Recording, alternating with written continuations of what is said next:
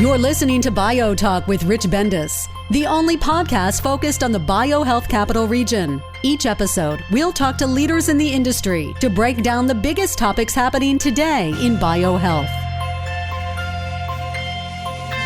Hi, this is Rich Bendis, your host for BioTalk. And we have a treat today. We have one of the primary supporters for technology and entrepreneurship in both the technology sector and the biohealth sector in Maryland and the biohealth capital region, Marty Rosendale, who's the CEO of the Maryland Tech Council, joining us for BioTalk today. Marty, welcome to BioTalk. Thank you, Rich. I'm happy to be here. It's been a while since we've had a chance to do something like this, and I'm really looking forward to it because there's lots of topics that we probably can cover that are of interest to both of our constituents. And, but before we start, I know everybody knows Marty, but there are probably a few listeners that have not met Marty yet, Sure. Even though you're prolific and all over the place at every event. So why don't you do a little brief introduction of Marty Rosendale, CEO of the Maryland Tech Council, for the listeners? Sure, I'd be happy to, Rich. So as you pointed out, I am currently the CEO of the Maryland Tech Council. If we go way back in my history, I started out actually as a tool design engineer. I had the good fortune of having an entrepreneurial father who was in injection molding, and he taught me tool design when I was still in high school. The first company that I ever started was a company out in California called Tritech Engineering that was focused on tool design engineering. But my passion was always biology. So I used that skill and that trade to put myself through college. A little bit non-traditional. I got married and had a daughter before I went to college, but nonetheless, I studied microbiology and got out of college and went straight into biotechnology. Came up on the commercial side of the biotechnology industry. I actually spent 10 years with the American Red Cross because they had a biologics division where they were manufacturing pharmaceuticals from human plasma, helped them build and launch a sales organization, and then left there and got into the for-profit sector. I've been CEO of 5 companies. 2 of those I founded. 3 of them were biotechnology companies that I was recruited to. And then a few years ago, decided that I love working with companies, leaders, and CEOs. And so I left my last CEO position, started doing CEO advisory work. And then not long after that, the Maryland Tech Council board approached me and asked me if I would take on this role and responsibility. Congratulations on that. I think that you're making a big difference in the region, Marty. But talk a little bit about the history, even though you're new. When I say new, a couple of years to the Tech Council, it's gone through many different iterations in Maryland. And talk a little bit about sort of the focus today versus where the focus was before. Sure. So the organization started out 39 years ago as the Montgomery County High Tech Society. So it was Montgomery County based and it was focused on tech. Today, we are the largest industry trade association in the state of Maryland, representing the technology and life sciences industries. And we represent both industries and across the entire state. So since the inception of the organization 39 years ago, I believe it was about 20 years ago now, the organization merged with MD Bio, which was the Bio Association at the time. And that's when the Maryland Tech Council, or at the time the Tech Council of Maryland, was formed and began working with both industry groups, the life sciences and the technology groups. The organization continued to grow and expand beyond that. Of course, by that time, it was a statewide organization. And then in late 2016, and actually, I think the actual merger date was January 1, 2017, the Tech Council of Maryland merged with the Chesapeake Region Tech Council, forming what is now called the Maryland Tech Council, and that's the organization that we are today. Today, we have 525 members, again, across both industry sectors, technology and life sciences, as well as solution provider members, government members, academic members, and otherwise. Well, thank you for that historical perspective, but I think it's really found its space now. So, sometimes you go through many different iterations, and really when you look at different leaders, they all have their different philosophies on different organizations. So I think it's really found a good space right now where it supports the ecosystem. And, a lot of people probably don't understand all of the different programs or services the Tech Council has. If you don't mind, go through some of those and also talk a little bit about your advocacy that you do on behalf of your members at the state level in Annapolis. Yeah, I'd be happy to. So essentially, a trade association, and I feel strongly a trade association like the Maryland Tech Council, our mission fundamentally is to help our members succeed. And one of the reasons that I like that and fit in well here is because I made the decision decades ago that as an entrepreneur, as an industry leader, my role has always been to help others succeed. And so coming into the Tech Council, it fit well, it fit nicely. And that remains our focus. Now, in order to accomplish that, we have 6 pillars of value that we provide. One, we're a connecting organization. We're a convening organization. So we do a lot of meetings. We put on about 50 events and meetings every year. 5 of them are signature events, which include our Bio Innovation Conference, which, by the way, is coming up October 3rd and 4th. We have our Industry Awards celebration, our annual leadership dinner. We have a digital transformation summit, and then a new event that we will be having this year, which is our ID&E, Inclusivity, Diversity, and Equity in Action Big Ideas Summit. So that will be coming up in a couple of months as well. So those are our signature events. So we do a lot of connecting and networking at those events, but we also do a lot of one-on-one connecting. Again, keeping in mind that our mission is to help our members succeed. I often utilize my network and the network of people that I know to help our members make connections. We will attend the JP Morgan conference, for instance, help our members make connections with investors, investment bankers, and others. So we do a lot of that on a personal one-on-one basis as well. Then we have an educational component to what we do. Many of our events include roundtable discussions, educational opportunities, subject matter experts. We have a tremendous cost savings program. Most of it is provided to us by the National Biotechnology Industry Association, BIO. We have added some vendors of our own to that program, but we estimate through the cost savings program, we save our members annually anywhere from between $12 and $15 million per year. So it's a significant cost savings program that we provide. We also make an effort to amplify our members' messages. So when they have press releases, announcements that they want to get out, we utilize our tools, our social media tools. We also go to associations like yours and help them publish their press releases, get their information out, and amplify their messages. More recently, we've gotten very involved in talent and workforce. That has become one of the most critical issues that our members face. And so we now provide the voice of industry to academia to help with curriculum. We work with our members to identify where the retention and recruitment challenges are and help them work through that. And then finally, you mentioned advocacy. So a big part of what we do is advocate on behalf of our members. And we advocate at the state level, we advocate at the federal level, and not as often, but some we advocate at the city, county, municipality level as well. There's obviously a lot of counties, a lot of cities. It's a little bit harder for us to accommodate that reach, but we spend a lot of time with our state legislators and a lot of time with our federal legislators as well. So we advocate on behalf of our members with respect to things like tax bills that may affect them, the investor and entrepreneurial tax credits that the state has, making sure that they're retained and managed well and provided enough of an incentive, things like privacy with respect to biometrics and technologies. We will advocate 5G deployment, broadband, those kinds of things. Typically over the course of a general session in the state of Maryland, we will monitor anywhere from 75 to 115 bills. And about half of those we will take a position on, provide testimony, get involved with our legislators on those bills. The other half, we just monitor to make sure that they're going in a direction that supports industry. But we've developed a really good reputation with our legislators. They now typically contact us when they're drafting tax bills and other pieces of legislation that might impact our industries. And that gives us an opportunity to weigh in on those bills and help ensure that they're supportive of industry.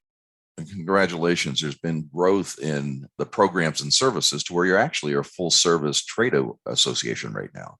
Yeah, absolutely. Yeah, and covering most of the areas that your members would have an interest in either further education or, strengthening, especially when it gets to talent and workforce, which is one of the biggest needs of our region right now. So for those listeners, Marty, that would like to become a member that aren't a member, how do they become a member of the Maryland Tech Council? Well, the easiest way is to go to our website, mdtechcouncil.com, and under membership, there's a spot there where you can go in and register to become a member. If you would like, you can contact us. Pam LaBelle is our Vice President of Membership. She'd be happy to talk with you about the benefits that are provided. We are currently standing up 2 additional regions within the state, the Baltimore Regional Tech Council and the Prince George's County Tech Council. And so there are landing pages there as well. So if you're in one of those regions, you can go to that landing page and it will also direct you to the membership page. So there's a number of ways that you can get to membership. You can show up at one of our events and talk to one of the staff as well to become a member. Well, I think there's many opportunities and it's well worthwhile for people to join. So with all of the things that you do, I know that priorities change from year to year based on what's going on in our region, around nationally as well. You mentioned inclusivity and diversity, which is something new for this year. But what are your primary goals for 2022 for the Tech Council? Well, there are a lot. I don't know that we'll be able to get into all of them in this conversation, but I'll get into some of the biggest ones. And I'll try to stay focused on biotechnology since this is BioTalk after all. So we have a couple of key initiatives that we've started. You mentioned the ID&E initiative. When the conversation in the US around inclusivity, diversity, and equity really began to escalate about 18 months ago, I wasn't really sure what a trade association ought to do in that space. And so after talking with members, board directors, and others, I began to realize that one of the big problems with socioeconomic equity has been technology or lack of access to technology. So we've put together a team of amazing leaders, business leaders across the state, who have come together to take a look at how do we use technology to improve the socioeconomic environment, and have created the TI2 program, which is Technology Inclusivity Initiative. We've already got some excellent content on our website. If you want to go in, we spent some time in the webinar basically discussing the terms, what they mean, how they're being used. The second webinar we put on was about the application of technology in that space. And then that's going to culminate, so coming back to your question about goals, that's going to culminate in a large conference coming up in a couple of months, where we're going to bring together, key individuals and really talk about not just at a high level why it's important, but what you as a business owner, a founder, or an entrepreneur can actually do, because we feel strongly that inclusivity, diversity, and equity will improve your competitive advantage. And not only that, but given the workforce challenges that we've seen, ID&E in past years has been a moral imperative, certainly, but today it's an economic imperative. In order to get the workforce that we need, in order to build up our young people, the students in K through 12, and let them know that these amazing positions exist, we have an economic imperative to make this happen. And so that's what the Big Idea Summit will be about coming up in a couple of months. So we're really working hard to get that message out, that this is a competitive advantage that we need to take advantage of here in the state. In addition to that, of course, we talked about advocacy. The general session is in session right now. And so, making sure that the bills that are introduced and the bills that pass all support industry and help build the economy. That's a big part of what we're doing. And then you may have seen some reference and some work that we've done around the Maryland BioHub. So we formed a workforce working group about 18 months or so ago, and then merged it. The Maryland Life Sciences Workforce Working Group, we merged it with the Life Science Advisory Board. So it's now the LSAB MDLS Workforce Working Group. A lot of initials, I know. And that group came together and did a tremendous job identifying what the workforce challenges in retention and recruitment they were having look like, and what can we do about it.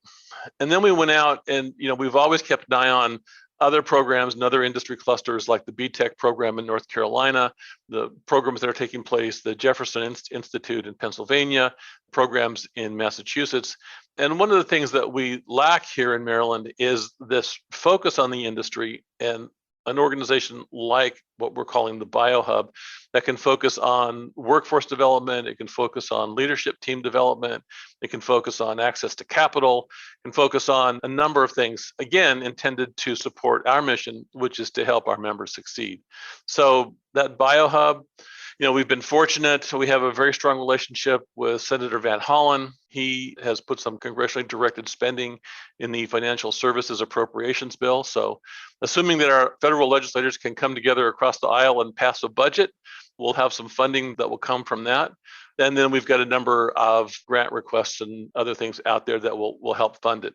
That said, however, the program's already been initiated. You can go to our website. From our website, you can go to the BioHub. There's some pretty amazing tools in there that are job force oriented. And we're about to launch another tool on that website, which will actually provide people looking to change their career or young people looking to identify what their career should be. They'll be able to go in and put in some keywords with respect to what they're interested in, and it will pull up jobs. It will tell them what the average pay scales are in those positions. It will tell them what their promotion opportunities are, what the requirements are to be in those jobs. And so it'll be a really nice tool for people to use to take a look at these jobs, particularly in biomanufacturing and other areas that are growing so rapidly in the state. Well, you have a full platform for 2020, I'm sure. Yes, we do. Good luck with all of that. And if we can support you in any way, let us know. And especially, workforce is not one of our primary areas of responsibility at BioHealth Innovation, but I had a chance to interview all of my board members one-on-one before the end of the year to talk about our plan for 2022. And it's amazing how many of them talked about the challenges in workforce that we have within this region. A lot of that's attributed to the growth that we're experiencing right now. And also a lot of the federal funding that's come into this region around COVID and the pandemic. And when you bring in about $8 billion into the state of Maryland, basically all of those milestones and those grants that they receive in that federal funding need to be achieved. And it takes people to achieve them. And so I think the challenge right now is there is so much growth that has been experienced here that we didn't have all of the entry level and mid-level workforce that we needed in the region. And I see that as a big gap. And hopefully some of these new programs you're talking about around BioHub will help address that, because that's one of the limiting factors for the biohealth capital region in our rankings. We basically do well in many of the different indicators, but workforce is still one of the areas that we can improve upon. Yeah. Historically, we've always had a tremendous workforce with advanced degrees, PhDs. But in these biomanufacturing jobs, that's not what we need any longer. We need high school graduates. We need 2-year degrees. We need 4-year degrees. And we need certificate programs to help prepare people for those jobs. And it's interesting, Rich, you talk about the impact of the pandemic and all the funding that has come into the state. We started to see this issue cropping up before the pandemic. And we were thinking, all right, we can address it. We've got a couple of years, so we've got time. And then the pandemic hit, and that time went away. And all of a sudden, overnight, we needed that workforce. And that's been a real challenge. Yeah, I think that's something that we all need to focus on. And also the IDE initiative complements that as well. So I think the IDE and your BioHub initiatives can be complementary to one another as we go forward. So one thing that you and I talked about in advance of this BioTalk, and I'm talking with Marty Rosendale, the CEO of Maryland Tech Council, was capital. And everybody talks about, we need more capital in the region. We especially need early stage, pre-seed, seed capital for the companies. And you have that in two sectors. You have it in the technology sector and the bio sector. But to be honest with you, both of them are converging. The tech companies, there's a lot of tech companies that are also into the healthcare space, a lot of bio companies that need technology to help advance their companies grow. So tell me a little bit about your perspective on how, our region in the state of Maryland do in providing capital to our emerging and growth companies. Sure. And of course, Rich, I'm going to ask you about your perspective on this one as well. Yeah, that's fair play. Right. So I have a bit of a unique perspective, I think. Maybe not, but having been the CEO of 3 biotech companies, 2 of them here in Maryland, and for those 2 companies, I raised about $120 million. And through that, I can tell you of that $120 million, precisely $500,000 came from within the state. The rest of it came from Boston, New York, San Francisco, San Diego, Geneva, and other areas around the world. And I know there's been a lot of talk about attracting investors to Maryland, and we definitely need to attract investors to Maryland businesses. I don't know that we need to focus a lot of time on trying to attract them physically to this region. And my belief there is because I have a strong belief that the capital markets are international. And what we really need to do now, I need to take a step back because I'm talking about later stage capital at this point. Typically friends and family, seed funding, that's going to come from your region. That's going to come from your backyard. And frankly, we need to do a better job retaining our CEOs that have exited and keeping them and the capital that they've generated in the state for that early stage seed investment. But when it comes to venture capital, private equity, larger investments, that's an international market.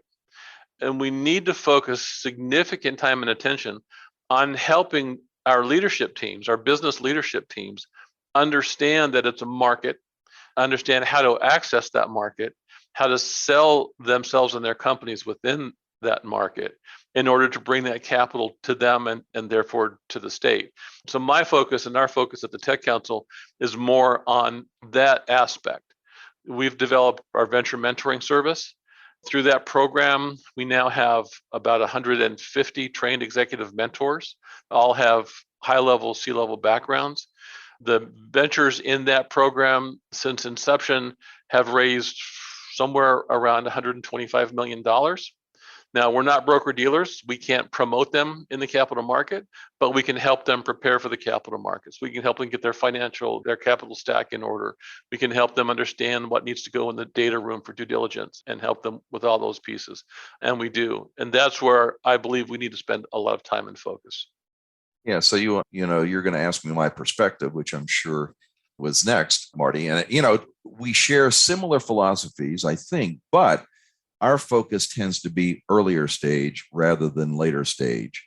I agree with you, later stage, to be honest with you, if you've gotten to a later stage, it's easier to attract capital than it is generally in the early stages where you're still in the proof of concept stage and you really haven't determined that you're commercially relevant yet. And that's where I think our greatest challenge in the state of Maryland still resides, because I believe if you have determined that your product is scalable, you can make it profitable in the bio space, you can get reimbursement or payment for your product, then you've proven that you actually have something that might be market ready. And definitely if you've gotten to a stage where you're into the manufacturing or the distribution of your product, it's definitely easier to raise capital. I do believe, though, that we have made major inroads. And unfortunately, we're still not getting a lot of internal capital within Maryland in the biohealth capital region. I just looked at the JLL annual report that they produce, and we had 20 major venture capital financings in this region, over $20 million last year. That doesn't go into all of the smaller rounds that were raised, but 71% of that money came from outside of Maryland into those companies, which agrees with what you're saying, that, there's an inflow. And I agree, we don't have to have everybody residing in the state. If you've got a quality company and you've got a quality CEO and team, you're going to be able to attract that capital into your business within the state. The other thing that we had was 8 bio-related IPOs last year. So we did participate in the IPO market, which relates to your later stage capital. But last year, 2021, they were financing publicly a lot of things that normally would be financed privately, just because there was so much capital available in the market last year. So I don't think we're there yet. I think your focus at the later stage and our focus at the early stage is very complementary to one another. And, one of the things we should do, and then we're going to explore this maybe later in this chat, is what can we do to bring those investors from both of those sectors together in some way?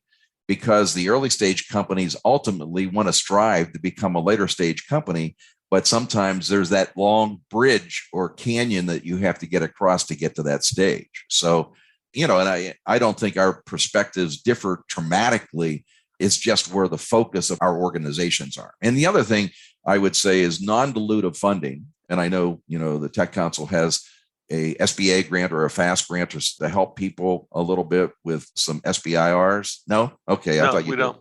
You didn't. Okay. But I think that that's an area of focus that is one of our primary areas. We've worked with about 200 companies in their pre-proposals for SBIR grants, primarily with NIH, NSF, DOD. And we have a 52% success rate of the companies that we work with in that application process versus a national percentage of 20% of people who win, who are sort of going it alone, don't understand how you work to get a grant. And of course, all of the equity players love non-dilutive funding because it's the greatest form of seed capital that exists in America, with a $5 billion SBIR fund where you don't have to pay it back. You don't have to give up equity in your company, but we can do a better job in getting a greater share of that money into Maryland small businesses than we have in the past. And that's sort of one of the areas we try to focus on. Yeah, I agree with you, Rich. I think that our approaches are complementary, and you guys do focus on the earlier stage.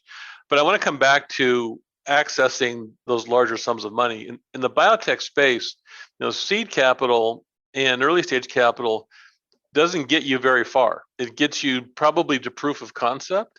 But when you need to start doing preclinical and clinical testing, the amount of investment that you need goes up dramatically at that point. And you really have to start looking outside that seed capital and that early stage capital at a pretty early age. I had the misfortune, you could say, to run an early stage company that had already gone public. And the reason the biotech companies go public before they're commercial is because they need to access the public capital markets. It's a tough place to be because I estimate it was costing my little company something on the order of $1 million a year just for being public. And that's in the form of the lawyers that we needed to have and managing the investors and all of that, the reporting that was required. It's a big undertaking and it's difficult for a company to do. But probably more importantly is it's a complex market. You need to understand deal structure. You need to understand a lot of things. Otherwise, you can get yourself into a lot of trouble. And the thing that I hear most often when I'm talking to companies that are beyond the friends and family, beyond the seed stage, looking at that next level of capital, is some spin on the statement, if the rest of the world only knew what I know, the investors would be lined up at my door. And that's an acknowledgement, I think, that they don't understand the market nature of the capital markets, that there's a sales process that they have to go through. It's not just an educational process. And the more that we can train people, help them understand that, help them accomplish that, the more capital we will attract to Maryland. And as you know, because I know you've been really focused on this, the more successes we have, the more investors will look at us. I agree with you. And I think one of the big things that is important to that stage company, and whether it's the pre-Series A or getting ready for an IPO or looking for strategic, is that sometimes they don't know what they think they know. And the answer there is basically sometimes, you have a scientist that is sort of the CEO that should be the chief scientific officer, isn't willing to relinquish the reins in the company yet. And that is going to hold that company back because it doesn't have the kind of leadership that it has that's necessary to go forward. And I think one of the things that we try to do, we have 12 entrepreneurs in residence right now, a lot of them focused at NIH plus some other independent ones, and they've all been successful in their own right. And we believe it's important, even if they don't have the formal board of directors that they need to do a public offering, they need a very sophisticated advisory board to assist them in the growth of their company. And, some of the things that they really need to focus on are key opinion leaders. The KOLs are extremely important to these companies because it adds credibility to the company. And those KOLs also have direct pathways to strategic partners in the bio or the pharma industry, to customers, to research partners, to clinical trial partners that you might want to do. And I think it's all about how you build your team, because if you built a good team, I had the fortune maybe, 30, 35 years ago or longer, of going to a program that I was sent to on building a quality organization. And what I was taught was you're only going to be as effective as far as your shadow will reach, which means that you have certain skill sets that you have as the CEO, but you don't know everything that's needed to run that business. You need to surround yourself with team members or advisors that complement what you're trying to build, and then your shadow is going to be able to extend further. And I think that's one of the greatest areas. It doesn't cost a lot of money for these CEOs and these emerging and growth companies that they need to focus on. And that's, how do you strengthen the team? How do you strengthen your board and your advisors around you? Because the more you do that, the greater chance you have for success. And also understanding what the competition's doing, because you've heard it how many thousand times. Well, we're so different. No, there's nothing out there like what we have, right? And right. Guess what? I have no competitors, right? There is no competition. We're so unique. There's nothing out there that does what we do, right? Okay, but there's something similar to what you're doing, and you need to find out who those similar players are, how they've grown to where they are, how they're valued, how they've raised capital, and how they're trying to position their company. Because if you're going to differentiate yourself, you're going to have to know what those qualities are as you're building your company to go forward. So again, I agree with you that we really need to focus on building these teams and getting them more competitive, because we just don't have people to invest 20 or 50 million bucks in a company like they do in San Francisco or Boston. And one thing I do credit our region for, Marty, is that we can go further with our companies on less money in Maryland or in our region than most others because we're forced to. So, you have to be more frugal and resilient with the lack of funding that you do have to take you further. And that's why I think complementing non-dilutive funding with the equity funding is very important. And we encourage that for every company that we work with. Yeah. Necessity is the mother of invention, right? You're correct. Yeah, so that definitely applies here. Rich, you covered a lot of areas in that discussion. The importance of the leadership team is so critical. Investors, they do invest in technologies. They want to know that the technology has a good chance. But more importantly, they want to know that the leadership team is going to be capable of taking it to that next inflection point or that next investment point. And you pointed out the course that you had an opportunity to go through. I actually had the good fortune when I was a director with the American Red Cross in their biologics division. It was the time when Elizabeth Dole was the president. And she had an amazing knack. She was very, very self-aware. She knew what she was good at, and she knew what she wasn't good at. And she was incredible at bringing in people that filled those gaps around her. And that was a tremendous lesson for me to watch her do that and what she was able to accomplish for the American Red Cross at that time. And it starts with that self-awareness. If you're not aware of your strengths and your limitations, then it becomes more difficult to hire and recruit that management team to fill those gaps and, as you put it, extend your shadow. So that's critical. I also agree, and I like the advice about advisory boards, but you have to be willing to listen.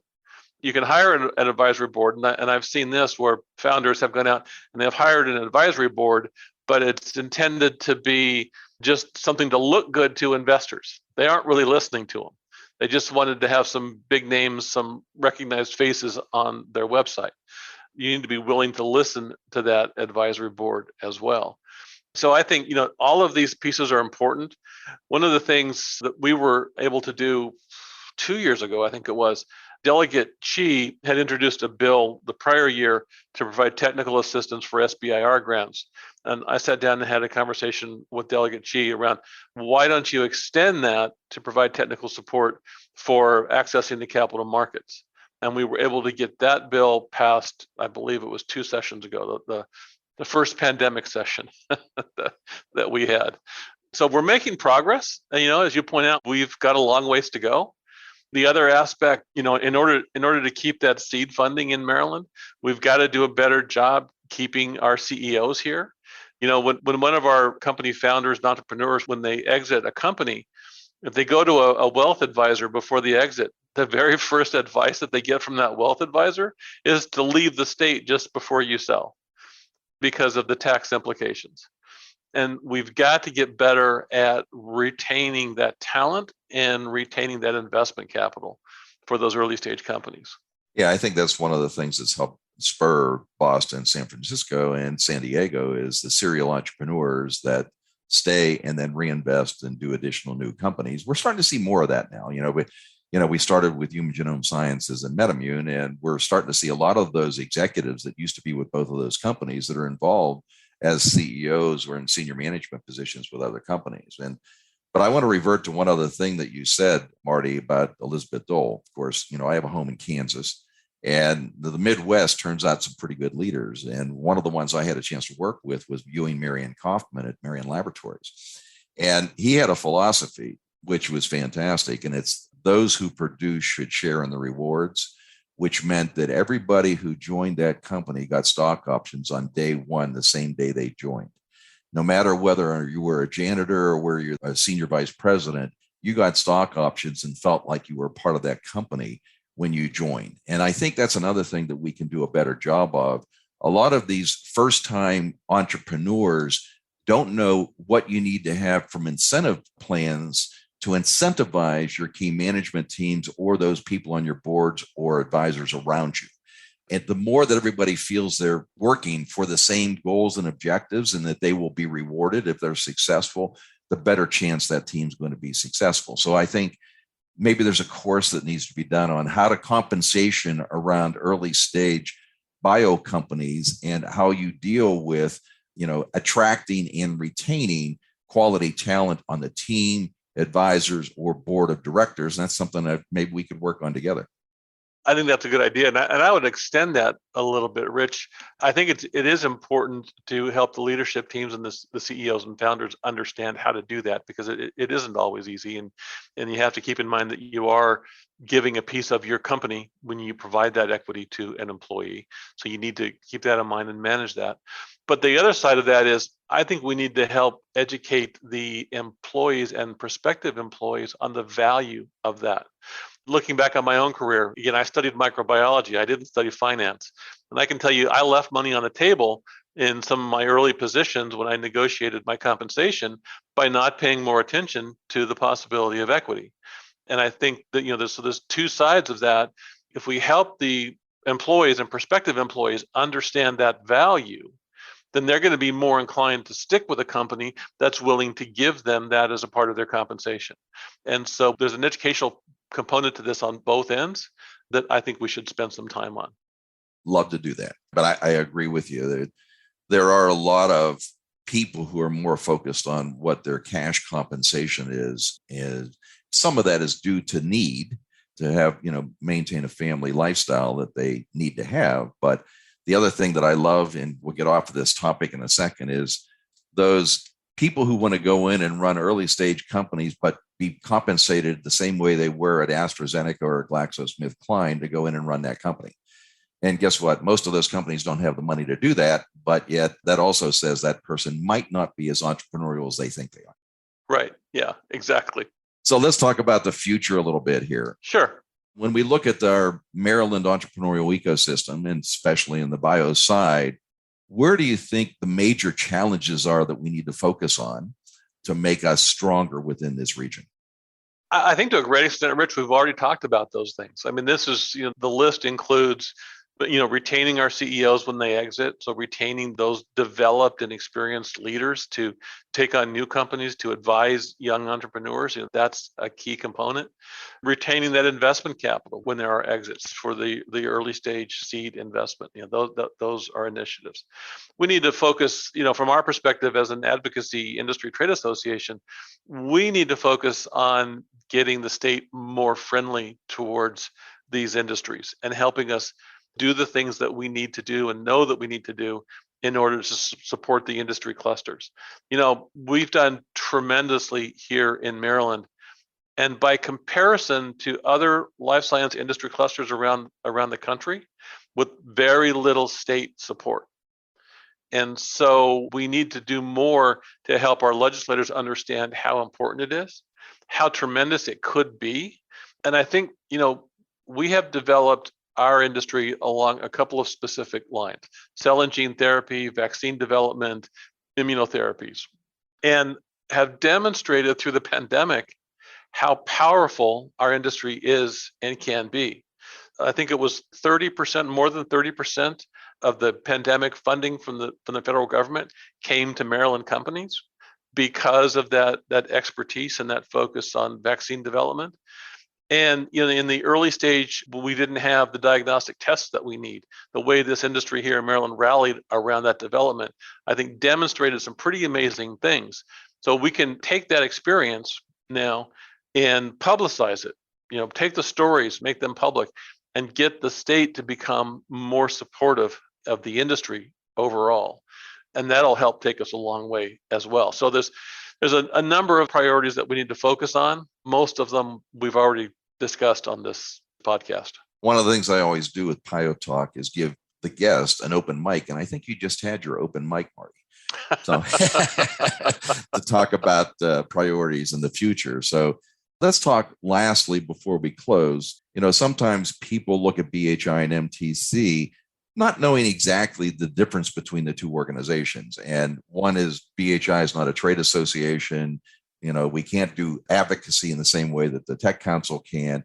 And we tend to have a focus in some different areas that can be complementary, but not competitive to the Tech Council. The question is, as we look to the future, what areas do you believe would be, low-hanging fruit for areas for collaboration between BHI and the Tech Council that we could work on together that would strengthen both the entrepreneurial ecosystem and the biohealth capital region?